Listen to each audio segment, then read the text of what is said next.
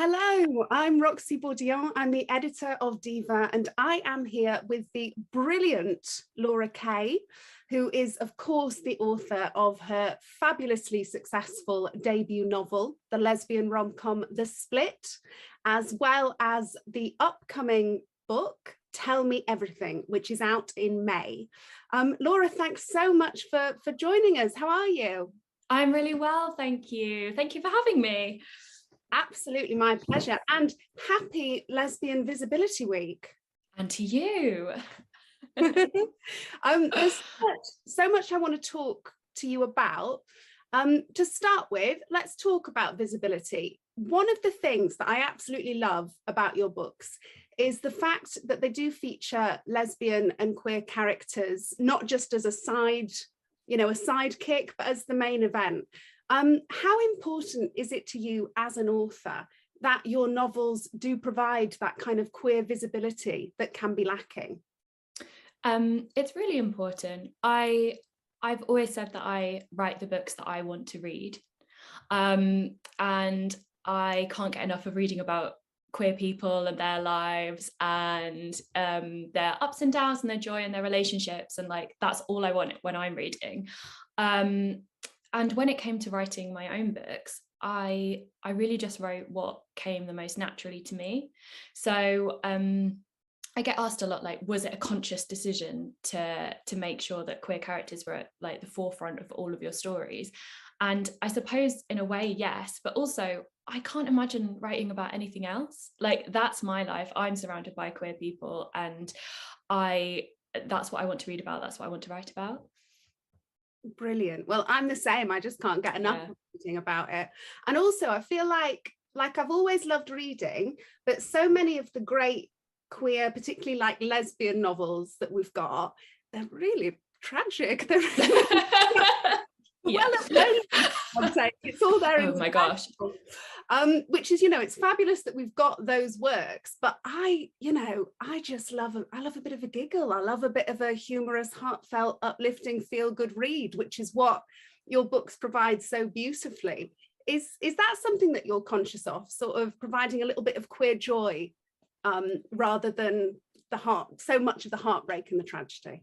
Yeah, so I love reading joyful rom-coms and family sagas. So some of my favorite authors are Marianne Keyes and David Nichols, and I love reading when I was growing up Bridget Jones's Diary and stuff that properly makes you laugh out loud. And I really wanted to inject that into my own work, and that's what comes the most naturally to me. I was never going to write a very serious book. I was never going to write something very, very I think when I was growing up, and the first thing that I thought of when you said tragic and serious lesbian books is Sarah Waters, who's my absolute hero. I love her books, love them. I'm desperate for another one, but that was never going to be me. I was going to be writing about people and their messy love lives and their relationships with their family, and how these stupid people in their friendship groups are getting along. And so it's been a total joy to have people say to me this is all I wanted to read, just people messing about or messing up and finding happiness. And I think I try to make sure that I'm not ignoring the difficulty that queer people can face, and the very specific difficulties that queer people face, but that difficulty doesn't mean that there isn't also joy and happiness and love and all of those things to be found as well. Definitely, 100%. It's almost in some cases, you can mine some of the heartbreak and the heartache for humor, in The Split, which obviously it begins with a breakup, but then you get a lot of comedy from who's going to take the cat and all of that kind of thing. And I feel as queer people, yes, we face a lot of adversity, but we're also very good at having a giggle. We're very good at finding humor almost as a bit of sometimes a survival method. But yeah, I think that's gorgeous about your book, Laura. Did you always want to be an author? I always wanted to write. I always wrote. But honestly, I didn't ever really think that I could be. Like I didn't know anyone that was an author. It wasn't a career choice that I thought was an option necessarily until I had my book published. I didn't know anybody else who'd ever had a book published. So it just didn't occur to me that that was something that I could do. It is only really in the past few years. So I did the Right Now program with Penguin, and I saw that one day. I think it was like the day before the closing date on Twitter, and I'd never heard of it, but I had been sort of like vaguely working on something, and I thought, oh, I've got 1,000 words, I can send that off. And truly it was that split second that changed everything, because I don't know whether I ever would have finished what became The Split had it not been for that. So I think, yes, I have always wanted to be an author, but I never really knew that it was an option for me. And I think that's probably the case for a lot of people. So yeah, I mean, this still feels like a total dream.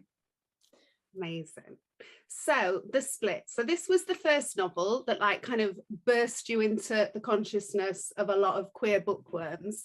Absolutely fabulous book. What was the reaction like for you? What did you hear from readers once that book was out into the world? It was such an amazing reaction. I think weirdly, it's such an insular process writing the book, and there were only a handful of people that were reading it during the process, and I truly hadn't thought about the fact that lots and lots of people were going to read it and respond to it. And I don't know why. I think perhaps like my brain wasn't letting me go there. But as soon as people had it in their hands, I was hearing from people on like Instagram, Twitter, everything, and the reaction was just so lovely.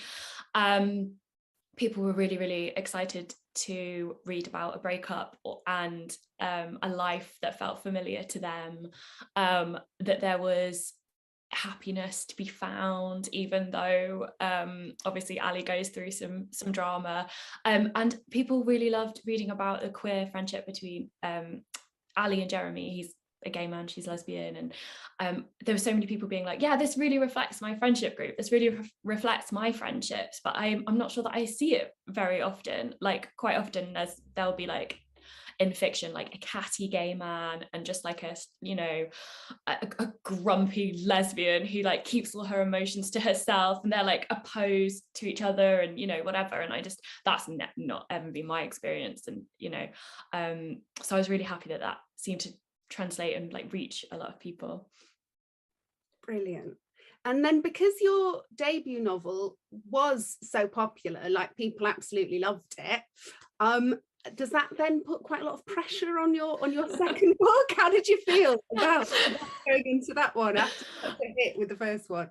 Yeah, pretty nerve-wracking. I think so I wrote the second one in lockdown, right, which was probably good because there was no noise around it, it was just me, and I had a lot of time obviously to concentrate on it. I fortunately, before The Split had even come out, I knew what I was going to write and I knew the story, and that was a real like blessing really, because I think had The Split come out and I'd been surrounded by all of that, I might have been like, oh my god, what am I going to do next? So it was already there. I knew the characters that I wanted to write about, so I tried to shut out expectation and just write the story that I wanted to write, and that I thought that people would want to see being told. So fingers crossed. Well, I've had a sneak preview and I've read Tell Me Everything, your new novel, and I absolutely loved it. So don't worry, love. Thank you. It must be nerve-wracking, yes. but don't worry. I thought it was absolutely gorgeous. I thought it was funny and warm and relatable, and there was loads of stuff I really loved about it. But we'll get into that. First of all, tell me everything. Can you give me your kind of elevator pitch for anybody who's wondering what this book is about? Yes, so Tell Me Everything is about a therapist, Natasha, who lives in Brighton, and at the beginning of the book is living with her ex-girlfriend, and it is about her life, her complicated love life, her complicated family relationships, and how she juggles a very successful professional career giving advice to people about how to live their lives when hers is basically falling apart.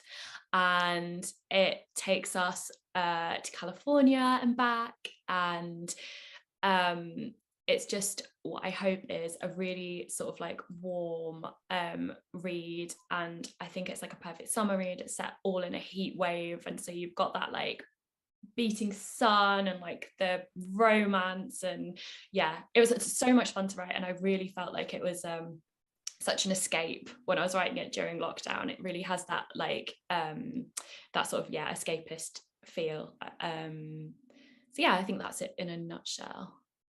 And where did the idea for this book come from? Well, I am friends with some therapists, and I love knowing the ins and outs of their actual lives, knowing who they are professionally. And I just thought that would be such a fun premise for a book. And there are some, without giving anything away, there are some familial sort of relationships and that I really, really wanted to explore. And this felt like the right novel for that. So Natasha's relationship, especially with her dad and with her sister, and their relationship as a whole, it was really, really fun to write, and this felt like a really good vehicle for exploring that. The relationship with the dad, I won't give any spoilers, but the relationship with the dad was definitely one of my favorite parts of the book. Like that was one of the parts that I felt compelled by and moved by, and also I felt like I hadn't seen that particular relationship and that particular dynamic before. So I was all in for that. I loved that. That was really well done. Oh, thank you. That's good to know. You mentioned there as well, so at the start of the book, our main character Natasha is still living with her ex-girlfriend Georgia, even years after they've broken up, which I thought was kind of a funny way of speaking to the way that sometimes as queer people, sometimes we do have these complicated friendships and relationships with our exes. Why did you want to feature that? Why did you want to explore that kind of dynamic?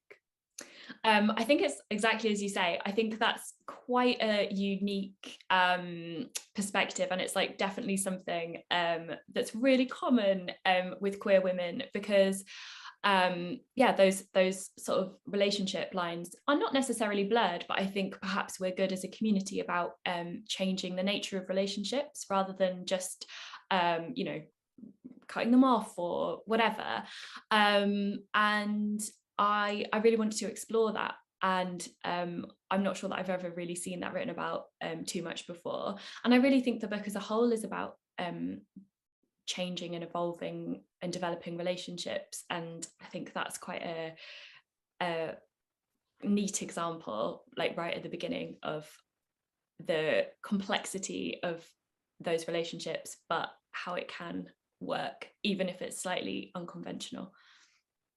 Do you, in your own life, and feel free to say none of your business, Roxy, but do you stay friends with your exes? No, I don't. God, no.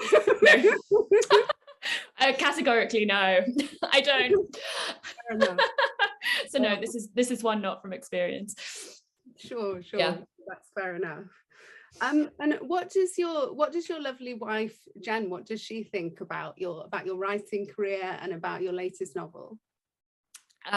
She tells me she likes the novel, so that's great news. She is so excited and so supportive about it. She's been there right from the very difficult beginning, where, I mean, anyone that lives with someone who's in this industry knows what it's like to live with someone who thinks that the chapter that they're writing is like the center of the universe. She's very, very good at handling all of that. She's great, so exciting. I mean, she basically goes around hand selling the book all the time, so amazing. I'll keep her on staff. Definitely. Next question is optional because it may be that you don't want to say, but something I was so intrigued by the whole time was in the dedication when you say, like, Jen, I'm risking it. like, what's that about? Am I allowed to know, or is it going to be a mystery? No, so I heard there's a curse basically that if you dedicate your novel to your significant other, the relationship is doomed. But I was like, you know what, I think we can. Let's risk it and see what happens. And if I'm talking to you this time next year and it's all fallen apart, we'll know why. Oh, that's really lovely. That's really, really nice. Okay, awesome. I'm glad I asked. That's really nice. And it sounds like you too, you know, you're gonna survive the dedication. It's gonna. I think we'll be okay. Yeah. I really loved the settings in the book. You mentioned the Californian setting, which instantly made me next to my girlfriend in bed being like, babes, I think we need to go on a break here. Like, I think we need to stay here. There's lots of stars. It sounds absolutely. Yeah. So I loved that. And I also loved that a lot of the book is set in Brighton. Is that a place that you have a particular connection with, or somewhere that you've spent a lot of time? Yeah, I love Brighton. So one of my best friends has lived in Brighton for like the past 12 years or something. So I've spent a lot of time there. And it just felt like the perfect setting for this like queer group of friends to be living their lives. And I knew that I really wanted it to be set by the sea. That felt like a really important connection with her dad and that sort of whole other side of her life. But yeah, it was great to write about Brighton and do some research trips. What happened on the research trips? You know, visiting the pubs just to get a feel, laying on the beach, that kind of thing, you know, all the important stuff. Amazing. All in the name of literature. Very good. Have to do it. Yeah. I thought as well, something else that was really great was I liked the way that you featured a non-binary character. And I liked the way that it was done without sort of, how do I put it? It was just done as if like, yeah, they've got a non-binary friend and it was just part of it. And I thought that was really, really lovely. I'd love it if you could talk a little bit about your decision with that character. Yeah, absolutely. There wasn't a great big thought process behind it. I knew that I wanted her to have a close friend that was in the profession. And when I started writing Charlie, they them pronouns felt right to me for them as a character. And I didn't really think that they needed any further explanation. Like, this book isn't about them coming out. It's not about them struggling. It's about them being like a really successful professional person and living their best lives and having a nice time. So I didn't really feel that I needed to clarify it or explain it. It certainly wasn't, you know, their relationship with Natasha is extremely solid. They've known each other for years, so there would never have been a natural point in the book for me to for them to have some kind of stilted conversation about their gender identity. And it made total sense for me for when there is a queer group of people that there would be someone who's non-binary or someone that uses they them pronouns. That's the case for me and my friendship group. That's the case for, you know, all the queer friendship groups I can think of. So it just felt natural and right. And I really hope that that's something that people pick up on, that it doesn't need to be a storyline necessarily. Like, obviously it can be, and that's fantastic in its own right, but it doesn't have to be. The point of the character is that they are non-binary. That's not the point of Charlie. Yeah, definitely. I thought it was really great because it just felt very natural and it felt very true to life, as you say. Like, it felt like it represented queer friendship groups that I'm a part of or that I know. And I just thought it was really lovely. And we still don't see all that much representation of non-binary characters in novels. So it was just lovely. I really, really enjoyed that part. It was really good. We're basically going through a list of my favorite things about the book with these questions. I love it.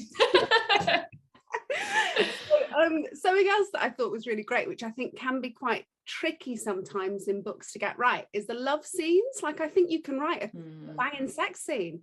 Like, they were very authentic, they were very natural, they were very engaging. How do you feel about writing sex scenes? Is that something that's daunting to you as an author, or something that you enjoy doing? I really enjoy it. I love it. I think it's so much fun, until it gets read by someone else. and then I'm like, like the editing process of it is just absolutely horrific. Just to know that it's being picked apart by multiple people. There was a moment when I was editing a sex scene in this book, and I can't remember which one, but where my editor was like, "I'm so sorry, Laura, but I don't know what she's licking here." And I was like, oh my God, I can't believe we're even having this conversation. But I really love it. And it's everyone's got their own thing when they're writing, and some books you know, maybe it doesn't work, but when I'm reading something and I've just been waiting and waiting for two people to get together, and then it's like, and then it was dark, and then the sun came out, and it just like cuts all the sex. I'm like, no, this is what we've been waiting for. So I want to give the readers what they want. You definitely do that, and you're so right. Like, what an anticlimax when you just that. Like, let's see what's going on here. We've all exactly we've invested. Do you think about, because again, queer female desire through a queer female gaze, that's something that we don't get enough of, whether it's in film or on TV or in books. I'd love it if you could talk a little bit, Laura, about how you approach writing about specifically queer female desire in your work.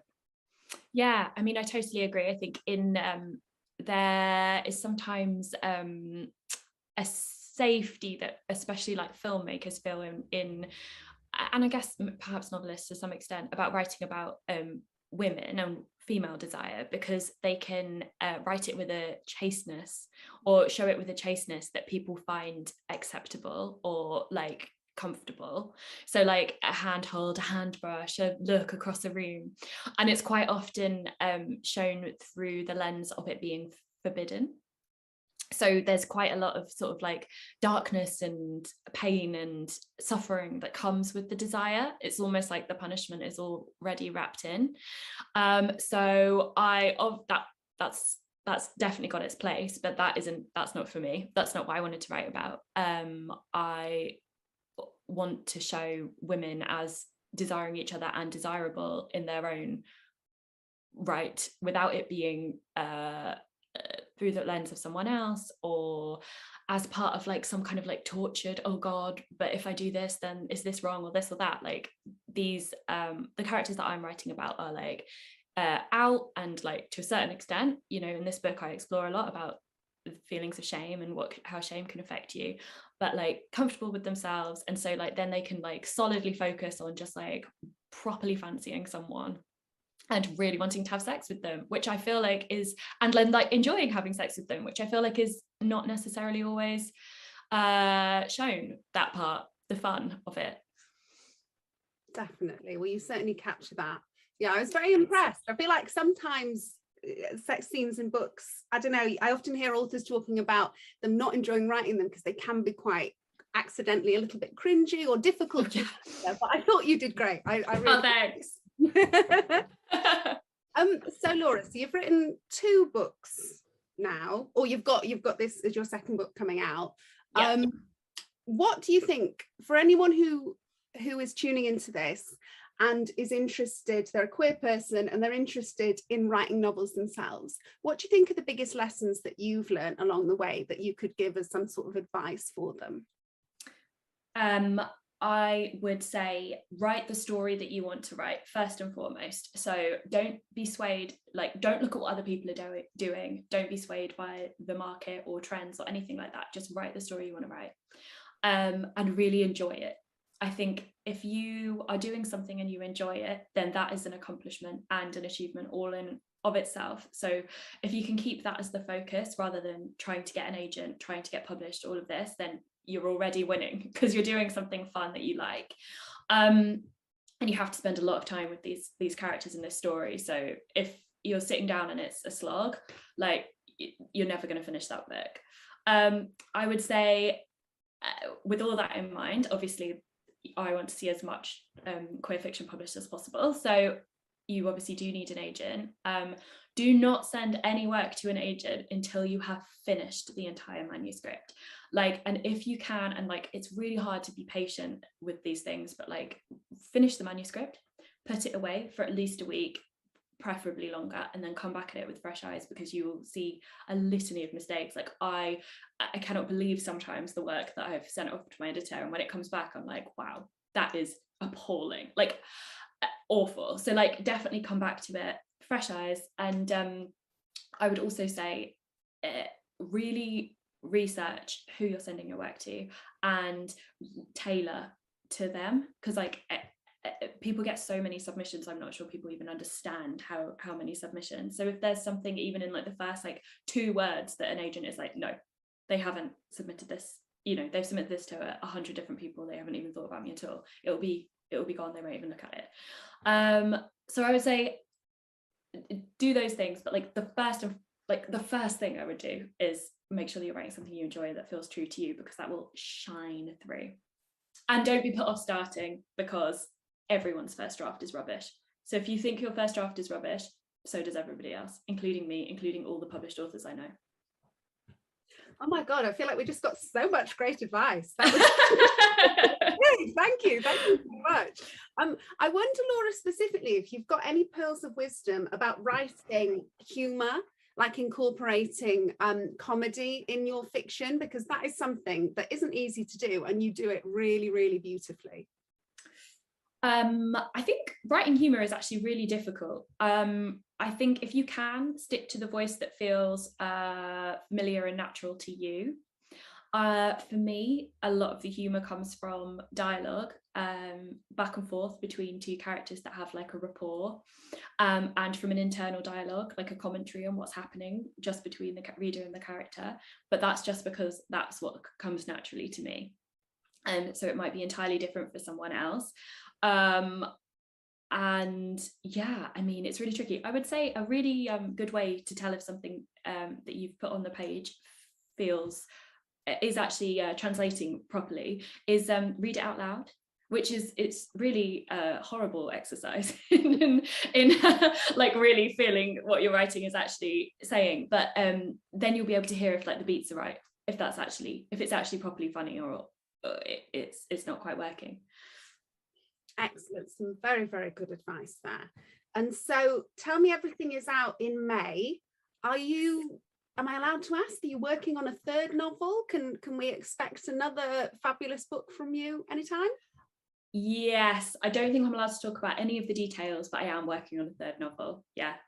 Okay, great. That's all I needed to know. I'm going to get another dose of your wonderful books again in the future. Fantastic.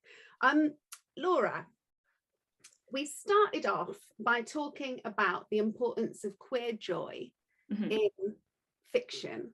Yes. What brings you queer joy in your life? Oh, what a lovely question. My friends, and spending time with my friends, who are just the funniest people in the world. That brings me so much happiness. I think reading other queer people's brilliantly funny books brings me so much joy, and there are some really brilliantly funny queer books coming out this year, which is really exciting, and the fact that there's such an appetite for them, that makes me so happy. Gosh, yeah, I mean, that's pretty much it. I'm so happy. Like I always say, like I'm so happy that I get to be a member of the queer community. Like it brings me joy constantly. I just think there's so much creativity and fun and so much joy to be had. And yeah, I feel very lucky. I wouldn't choose to be part of any other community than this one. Lovely, very, very nice. And where can people find you if they want to follow you, if they want to find out more about your work and what you've got going on? So I'm on Instagram at Laura EK, is K-A-Y, and Twitter, which is where I normally am, Laura Eliza K. Fabulous. Laura, thank you so much for chatting with me today and chatting with Diva. It's been such a pleasure. And everybody, you know, get the books, read this, pre-order Tell Me Everything, and you won't regret it, because it's just, It's uplifting, it's feel good, it's queer, it's true to life. It's just gorgeous. It's really lovely. Thank you so much, and thank you so much for chatting to me. It's been lovely.